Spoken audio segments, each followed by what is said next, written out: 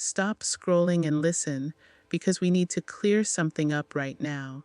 When people think of a narcissist, they usually picture that loud, arrogant guy on Instagram showing off his brand new watch, bragging about his car, and desperate for everyone to look at him. But that is not who I want to talk about today.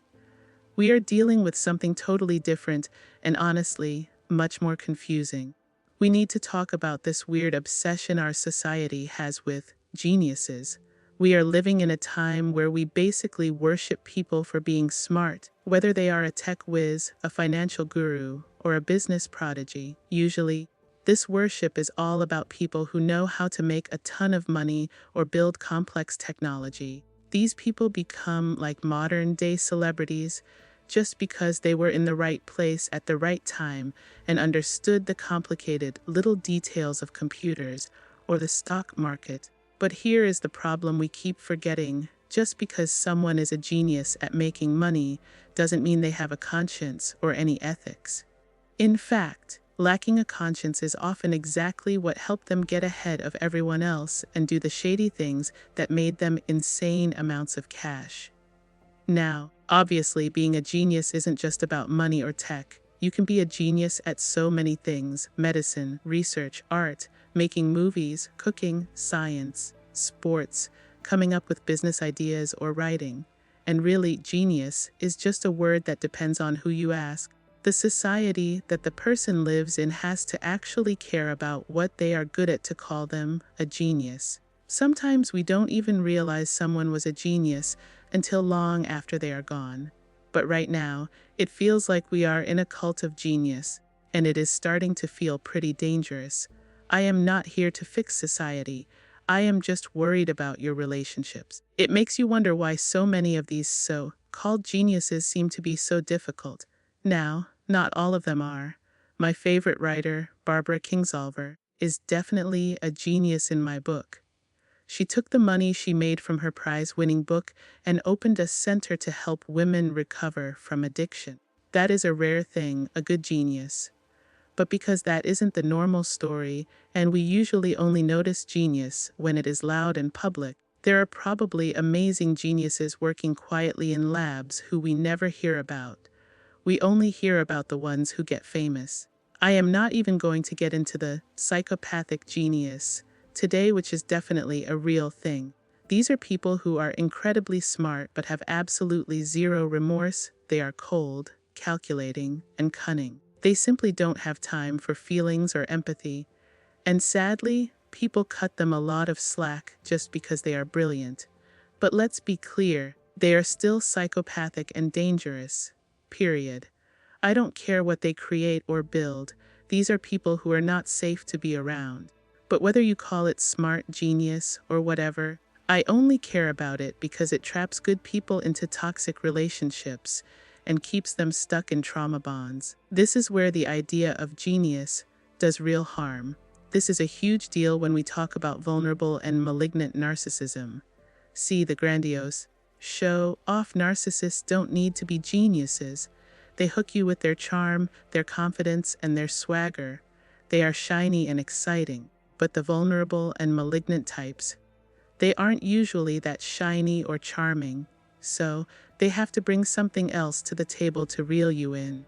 And often, that hook is their intelligence. I have spoken to so many people who were in relationships with vulnerable or malignant narcissists, and when they look back, they tell me, there wasn't really much charm. He didn't buy me gifts or flowers. We didn't go on romantic dates. And we didn't even take fun vacations. These are people who would never sign up for that kind of relationship again. So, what hooked them? Almost every single time, they tell me it was because the person was so smart. That word smart looked different for everyone. For one person, their partner went to a fancy Ivy League school. For another, their partner was a genius at some tiny detail of finance and had a huge job at a big firm. In another case, the guy was a top-tier lawyer who won every case. In another, it was a tech guy who sold his company for a fortune. In another story, it was a woman who was a brilliant science professor. She was incredibly mean and invalidating at home, but the world put her on a pedestal for her brain. The partners of these people all said the same thing. I had to respect that what they were doing was amazing. They told themselves that if someone went to such a great school or was so good at their job, they must be disciplined and hard-working. Some of them even connected it to their own childhoods, saying they came from families that didn't care about education or weren't ambitious, so meeting this brilliant, driven person felt inspiring. But here is the catch: being disciplined or hard working doesn't make you a nice person. We have this bad habit of valuing people who work hard more than we value people who treat others well. We value smarts over kindness, and that is the problem. This meant that the people in these relationships fell into the trap of thinking, well, they are so talented. I guess they are allowed to brag about it. They knew their partner's work was celebrated by the world. So when their partner would start complaining, saying things like, "I am so much smarter than those idiots at work," the partners would listen. They found the ranting annoying, but they thought, well, he is actually smarter, so he's not wrong. They even felt bad for their partner, thinking they deserved more recognition. Let's go back to something I say all the time: being smart or a genius is not a virtue. It is a skill. It is an ability. It does not mean you have compassion, empathy, respect, or kindness. Actually, a lot of these genius types are one-trick ponies who are amazing at one thing and use it to make everyone else feel small. They have this attitude of, "I can't be bothered with your silly problems. I'm too smart for that." We are living in a time where smart people get away with bad behavior, and honestly, I feel helpless watching it happen.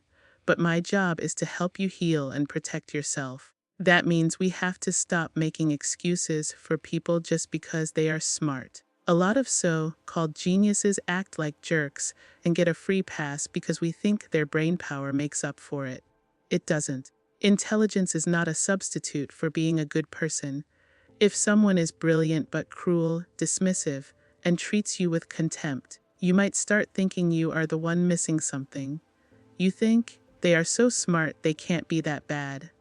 Yes, they can. You would be 1,000,000 times happier with someone of average intelligence who is actually kind than with a genius who is a narcissist. This brings us to what actually makes a relationship work.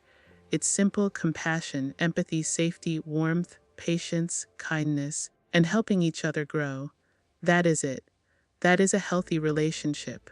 But the world tells us that money, success, little genius are the most important things. They aren't. Those things make life convenient and comfortable, but they don't make you feel safe emotionally. If you get lucky and find a smart, successful partner who is also kind and empathetic, you have won the lottery. It is rare, and that is because we raise smart people to feel entitled. We praise them so much for their brains that we forget to teach them to care about other people's feelings. We are so dependent on the stuff these geniuses create, our phones, social media, fast delivery, that we overlook their behavior. Use their inventions, sure, but don't marry them. If you grew up with a genius parent, you know what I am talking about. You might have worshipped them, but you were also scared of them. You might have wondered what was wrong with you because you weren't on their level. But none of that brilliance matters when you are just a kid who wants to be loved. So please look for the healthy stuff first. Don't let this smart label trick you. A genius might be fun at a party, but they might be a nightmare to live with. Hold out for the person who won't make you feel ashamed of your feelings, because no amount of intelligence feels as good as being truly loved and safe. So, what is the most dangerous type of narcissism? You can leave a guess in the comments, but it might not be what you think. By now, you know narcissism isn't simple. It's on a spectrum. There are many types. It's complicated. We also know narcissism is linked to violence and aggression. There was a big study that showed narcissism is consistently connected to all kinds of aggression.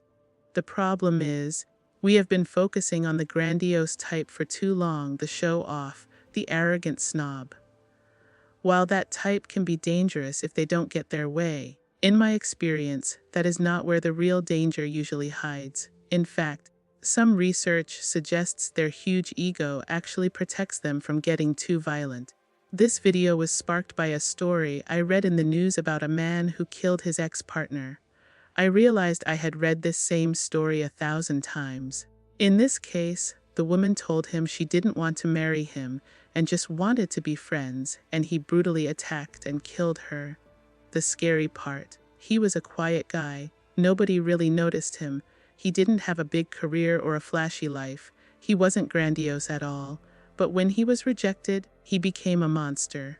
We hear this story every day. A person wants to leave and the partner attacks them. In this story, it was a sudden reaction. In others, it is planned out. But underneath it is almost always vulnerable narcissism. This is the pressure cooker type. They feel like a victim. They are angry at the world. They feel entitled. And they are thin-skinned. They aren't the charming, successful life of the party. They are the ones seething just below the surface. If you add a little malignant narcissism to that mix, it is deadly. The guy in the news story said he did it because she was critical of him. He blamed his financial struggles and depression. He said he resented that she wasn't interested in him.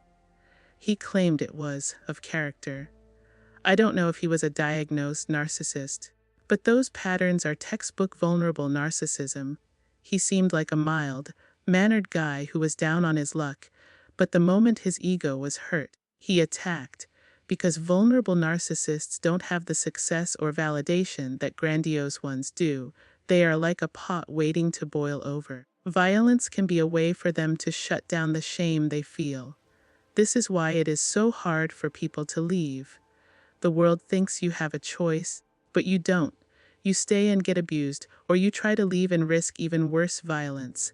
The justice system usually shows up too late. In my own practice, almost every client I have had who was in real danger was dealing with a vulnerable narcissist.